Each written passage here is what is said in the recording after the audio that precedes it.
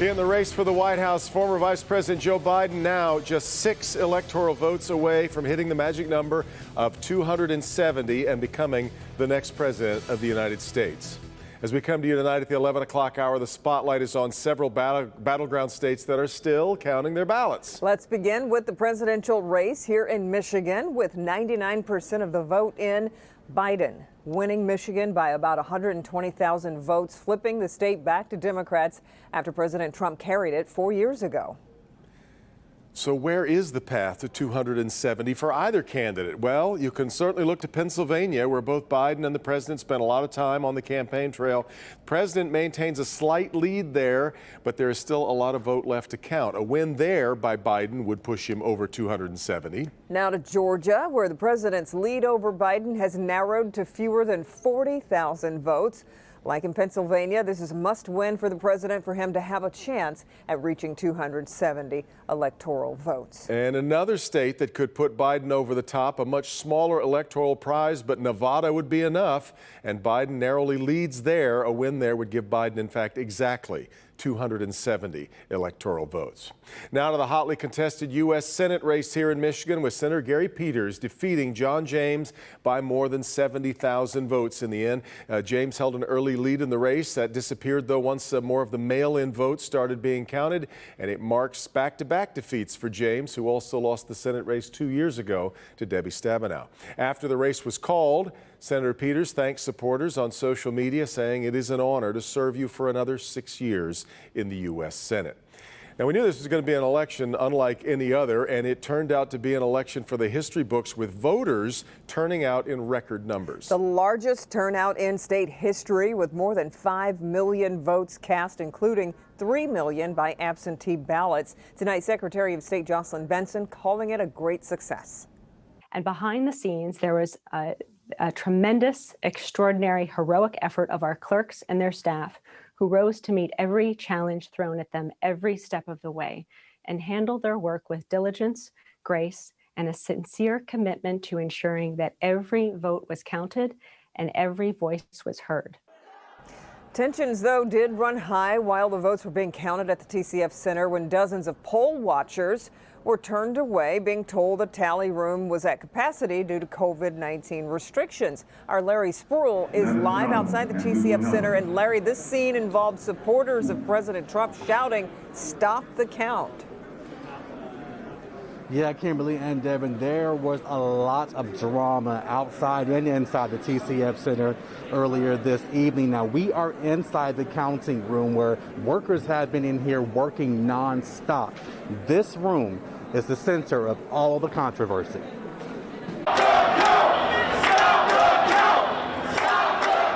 Some very tense moments outside the TCF Center Wednesday night. Both Trump and Biden supporters stood outside for hours. It's incredibly important that this election, that has enormous consequence for years to come, that every single vote is counted, that we are ensuring that every person who practiced their right to vote has that vote counted. It's very funny. A lot of anomalies seem to be occurring.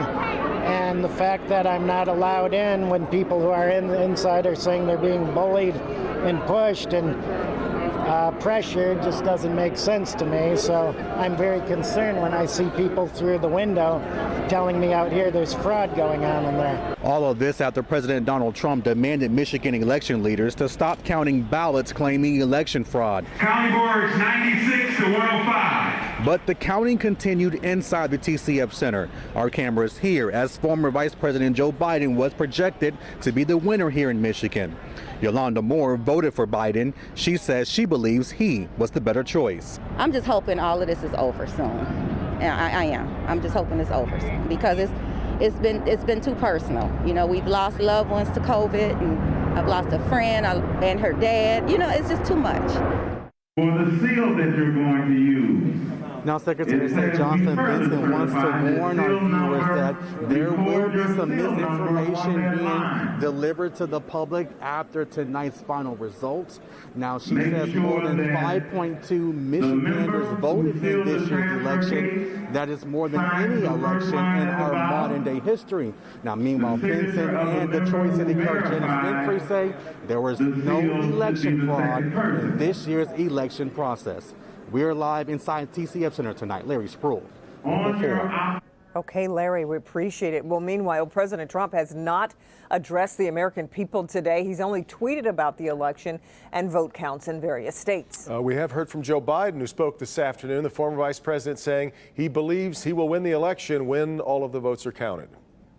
I'm confident we'll emerge victorious. But this will not be my victory alone or our victory alone. It'll be a victory for the American people, for our democracy, for America. And there will be no blue states and red states when we win, just the United States of America. And meanwhile, the Trump campaign filing a lawsuit today at the Michigan Court of Claims to stop the absentee counting process. It's a lawsuit Michigan Secretary of State Jocelyn Benson calls frivolous. Trump campaign also filing lawsuits, though, in Pennsylvania and in Georgia, with Biden getting closer to the 270 electoral vote mark, as we mentioned. Mara McDonald live downtown now. Mara, that lawsuit filed here in Michigan does not actually specify where the Trump campaign is questioning the counting process. That's right, Devin. And here's what I think is going to happen before this ever ends up in the Court of Claims. I'm assuming we're going to see some affidavits filed, signed affidavits filed, detailing people's experiences at various counting boards, like here at the TCF Center. But here's the thing. A claim is a claim. What's the meat? So far, we haven't seen any meat to what these claims are.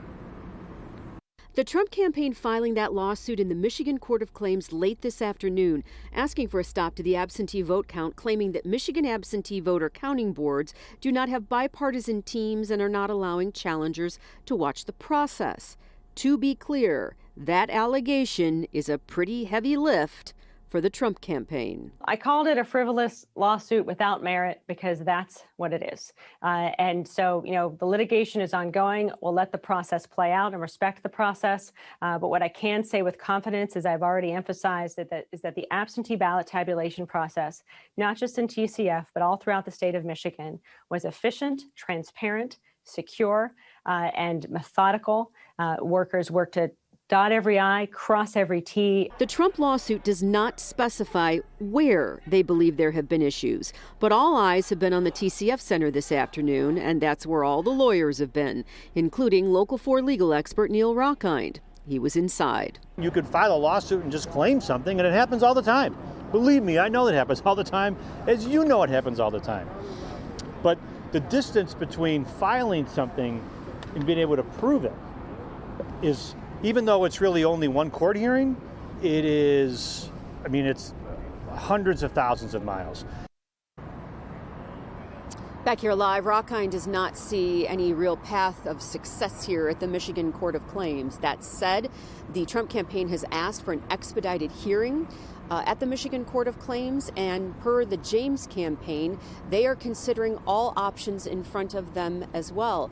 I think it's important to remind everybody that the race for president in this state is a 2-point race. The race for Senate is 1. We're live downtown tonight. I'm Mara McDonald, Local 4. Yeah, something a lot of political watchers were looking to see, how whether James could outshine the president, at least as far as the numbers went. That was really interesting. All right, Mara. Now, one big race that remains too close to call tonight is the 11th congressional seat. With 97% of the vote now in, Congresswoman Haley Stevens maintains a 2% lead over Republican challenger Eric Osaki. This is the only congressional race in Michigan yet to be called. Yeah. All right, let's head to West Michigan, the 3rd congressional race. This is to fill Justin Amash's seat. Republican Peter Meyer is heading to Congress after beating Democrat Hillary Scholten by 6 points. Just a reminder, you can always check clickondetroit.com. We are continually updating the election results there, and that is just about every race you would possibly want to investigate, from the presidential race all the way down to local proposals, right there on the homepage and also on the politics page. All right, for the first time since the start of the pandemic, the state is reporting more than 4,000 new cases of the coronavirus. 4,101 new COVID cases confirmed over the past 24 hours, with an additional 19 deaths. A surge of new cases is happening all over the country, with the U.S. surpassing more than 100,000 new cases of the virus in a single day for the first time ever.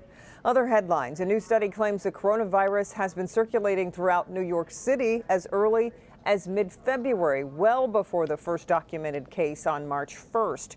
Researchers believe an estimated 1.7 million New Yorkers have had COVID, which would be 6 times the official count.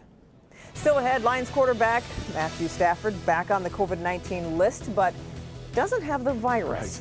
Right. Bernie will join us with his status for Sunday's must-win game against the Vikings. That's coming up. First, let's check in with Ben. Devin and Kim, well, a lot of us were busy, preoccupied with other things today. You may not have noticed it got up to 70 degrees. Will we be seeing that kind of temperature trend as we go forward? We'll check it out next. All right, but first, the plan to bring an Amazon fulfillment center to the State Fairgrounds site a step closer to being a done deal. The latest on that next.